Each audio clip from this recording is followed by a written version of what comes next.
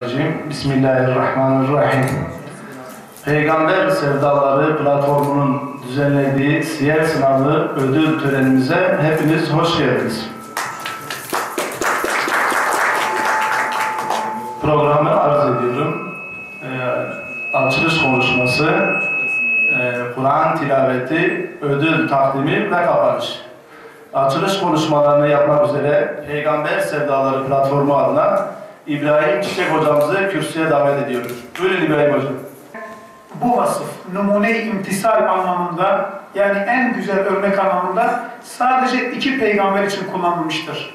Hazreti İbrahim ve Hazreti Muhammed Aleyhisselatü Vesselam.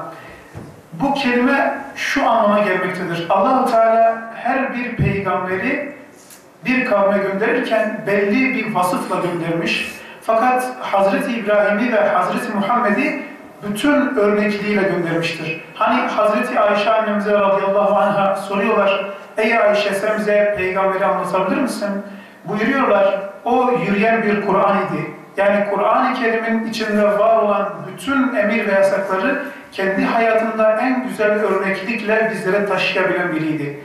Bir insan iyi bir eğitimci olmak istiyorsa, bunun örneği, numune-i imtisali Hazreti Muhammed Aleyhisselatü Vesselam'dır. Bir insan iyi bir anne baba olmak istiyorsa, ailesinde iyi bir evlat olmak istiyorsa, bunun en güzel örneği Hazreti Muhammed Aleyhisselatü Vesselam'dır. Bir insan ticaretinde çok iyi bir yere varmak istiyorsa, onun en güzel örneği Hazreti Muhammed Aleyhisselatü Vesselam'dır.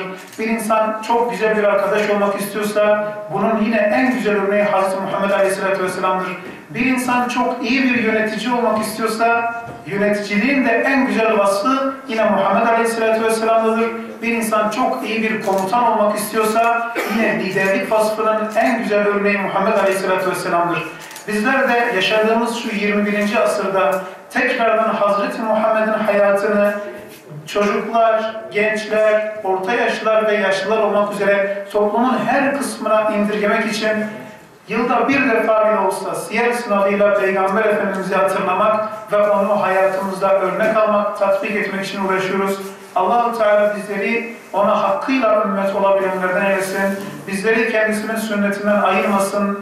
Ahirette kıyamet günü bizleri onun şefaatine nail eylesin. Allah-u Teala hepinizden razı olsun. Esselamu Aleyküm ve Rahmetullah.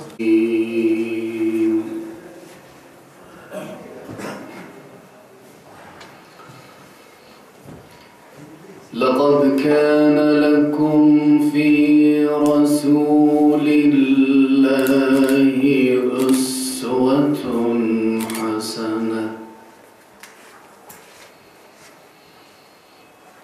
أسوة حسنة لمن كان يرجو الله واليوم الآخر. Siyer sınavının oluru için bize yardım eden şube müdürümüz Engin Gümüş müdürümüz, Seher Tekin, Bilal Sansarkan, Zinnur Biten müdürüm, sizi alalım. Kategorisinde 100 sorunun 100'ünü doğru cevaplayan ve Türkiye'de dereceye giren Cihat Güzey'i de buraya alalım. Büyük bir alkış istiyoruz.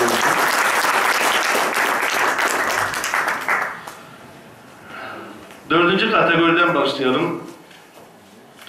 Cihat Güzey'e hediyesini vermek üzere Hür Dava Partisi Başkanı Ali Bilmez Beyefendi'yi sahneye davet ediyoruz.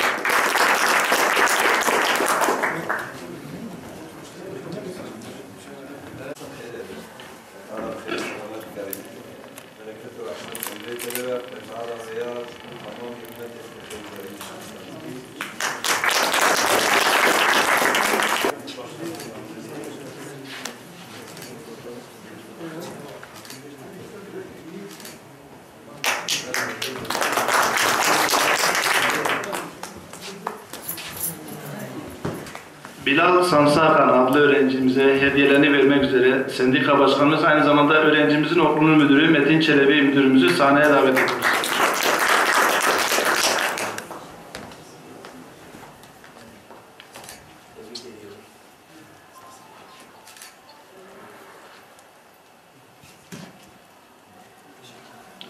Zinnur Biten adlı öğrencimizin hediyelerini vermek üzere Üçtepe Ortaokulu Müdürü Hamit Kaplan Müdürümüzü sahneye davet ediyoruz.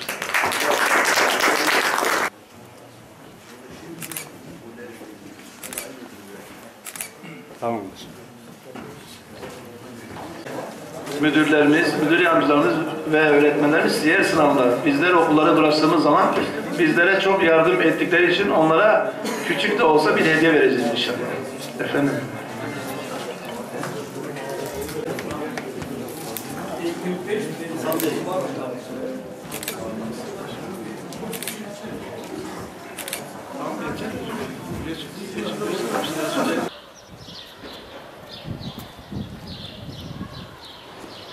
Ben Elif Bahar, 10 yaşındayım. Ambar İlköğretim Okulu'nda okuyorum.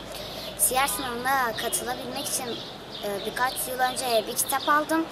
Bu sınava böyle hazırlanmaya çalıştım. Ve bundan bir sonraki yıl katılmaya büyük bir şekilde çalıştım. İlk olarak kendime bir defter hazırladım. Ve bu defterde gerekli bilgilerimi toparladım. Kitabımı 3 defa üst üste okumaya özen gösterdim. Boş vakitlerimi, siyer sınav bilgilerimi kitapsız tekrarlamaya daha çok önem verdim ve böylece siyer sınavını kazandım. Soruda 60 doğru yaparak bir simge sordu.